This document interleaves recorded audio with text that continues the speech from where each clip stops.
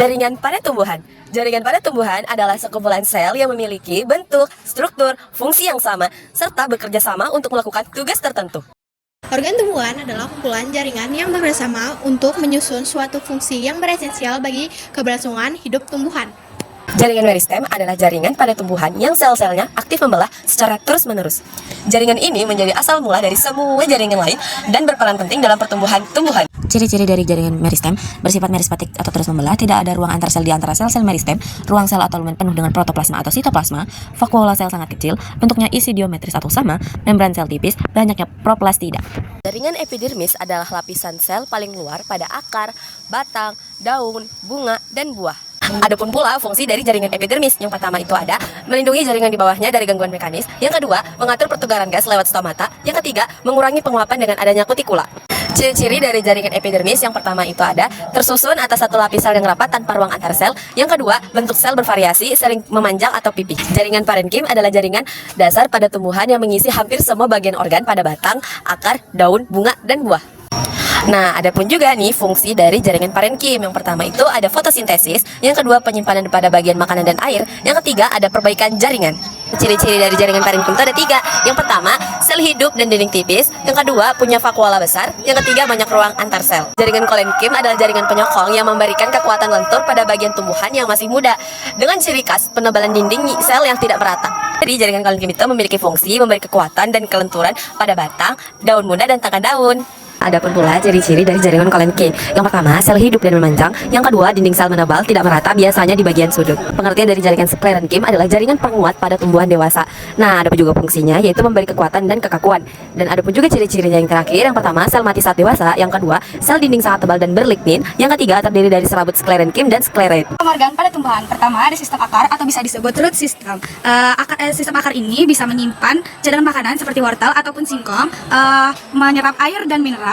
Terus habis itu menopang tumbuh-tumbuhan. Pada beberapa tumbuhan berfungsi khusus, yaitu akar nafas, akar gantung, ataupun akar tunjang. Kedua, ada sistem tunas atau bisa disebut shoot system. Ia menopang bagian daun, bunga, dan buah, menyimpan cadangan makanan seperti tebu ataupun kentang, mengangkut air dan mineral serta menghasilkan fotosintesis. Yang ke B, ada daun. Ia menjadi tempat hasil fotosintesis, terus pertukaran gas melalui stomata dan transpirasi atau penguapan air.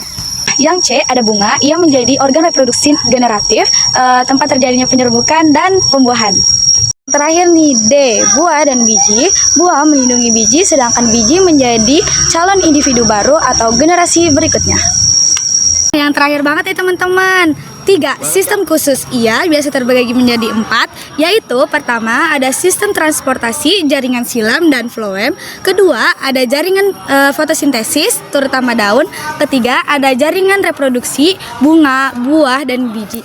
Dan keempat, terakhir ada jaringan adaptasi. Nah, yang terakhir banget nih, 4. Ada sistem adaptasi, akar khusus, daun duri, dan batang sukulen.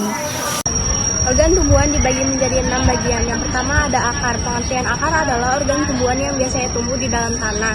Ciri-cirinya seperti tidak memiliki buku, tidak beruas, ujungnya dilindungi tudung akar, umumnya tumbuh di bawah atau bisa dibilang eutropisme positif. Fungsinya menyerap air dan zat hara dari tanah. 2. Menopang tumbuhan agar berdiri kokoh. 3. Menyimpan cadangan makanan seperti wortel dan singkong. Yang kedua ada batang. Pengertian batang adalah organ tumbuhan yang menopang bagian atas tumbuhan dan menjadi jalan transportasi zat. Yang pertama ciri-cirinya berkuku-kuku dan beruas. Yang kedua dari buku bisa tumbuh daun, bunga, tunas. Yang ketiga umumnya tumbuh ke atas menuju cahaya atau disebut fototropisme. Yang pertama fungsinya ada menopang tumbuh-tumbuhan. Yang kedua mengangkut air dan mineral dari akar ke daun yang disebut silem. Yang ketiga mengangkut hasil fotosintesis dari daun ke seluruh tubuh tumbuhan yang disebut floem. 3. Daun. Pengertian daun adalah organ tumbuhan yang berfungsi utama untuk fotosintesis dan pertukaran gas. Ciri-cirinya berwarna hijau, memiliki klorofil. Kedua, tipis, lebar, dan memiliki tulang daun. Yang ketiga ada stomata di permukaan daun. Fungsi yang pertama ada fotosintesis atau pembuat makanan. Yang kedua adalah pertukaran gas O2 dan CO2. Yang terakhir ada transpirasi dan penguapan air. Sekarang kita mau bahas apa ya teman-teman? Pasti kalian penasaran kan? Nah, sekarang kita akan masuk di materi sistem organ pada tumbuhan. Tungguin ya. Nah, teman-teman, di sini aku akan ngejelasin apa sih itu sistem organ pada tumbuhan. Sistem organ pada tumbuhan adalah gabungan dari beberapa sistem organ pada tumbuhan yang bekerja sama untuk melakukan fungsi tertentu agar tumbuhan bisa hidup, tumbuh, dan berkembang. Yang keempat, ada bunga. Bunga sebagai sistem reproduksi generatif pada tumbuhan berbiji. Fungsinya sebagai alat perkembangbiakan generatif, tempat penyerbukan, dan pembuahan. Yang kelima, ada buah. Organ pada tumbuhan, hasil perkembangan pada bakal buah setelah pembuahan. Cirinya, yang pertama umumnya memiliki biji. Yang kedua, ada buah sejati dan buah semu. Nah, fungsinya ini, dia bisa melindungi biji, menjadi penyebaran biji, dan akhir sebagai cadangan makanan. Kita masuk yang terakhir nih, yang keenam, yaitu ada biji. Biji sebagai organ hasil perkembangan bakal biji atau ovalum yang telah dibuahi. Ciri-cirinya yaitu berisi embrio calon tumbuhan baru. Terus yang kedua, ada mempunyai cadangan makanan, fungsinya sebagai alat perkembangbiakan generatif, tempat tumbuhnya tumbuhan-tumbuhan baru yang melalui perkecambahan. Yang keenam ada jaringan silem. Jaringan silem adalah jaringan pada tumbuhan yang berfungsi utama untuk mengangkut air atau mineral dari akar ke daun, batang, dan bagian tumbuhan lainnya. Ciri-ciri jaringan silem terdiri dari trakea, serabut silem, parenkim silem, sel dewasa mati, kemudian dinding tebal. Arah arus satu arah, yaitu dari akar ke daun. Baik, kali ini saya akan menjelaskan tentang sistem transfer pada tumbuhan. Sistem transfer pada tumbuhan berfungsi untuk mengangkut air, mineral, dan hasil fotosintesis ke seluruh bagian tubuh pada tumbuhan. Organ dan jaringan yang terlibat antara lain adalah akar yang menyerap air dan mineral dari tanah, lalu ada batang yang menjadi jalur pengangkut, lalu ada silem yang menyalurkan air dan mineral dari akar ke daun, lalu ada floem yang menyalurkan hasil fotosintesis atau glukosa dari daun ke seluruh tubuh. Lalu ada sistem reproduksi pada tumbuhan yang berfungsi untuk memperbanyak keturunan. Organ yang terlibat antara lain adalah bunga. Bunga sebagai organ reproduksi generatif.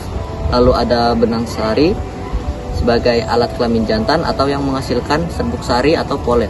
Lalu ada putik yang menjadi alat kelamin betina atau bakal biji. Lalu ada buah yang melindungi biji setelah pembuahan. Lalu ada biji, calon individu baru atau generasi berikutnya. Dan tunas, stolon, umbi, rizoma atau organ reproduksi vegetatif atau yang biasanya disebut dengan tanpa bunga dan tidak melalui pembuahan.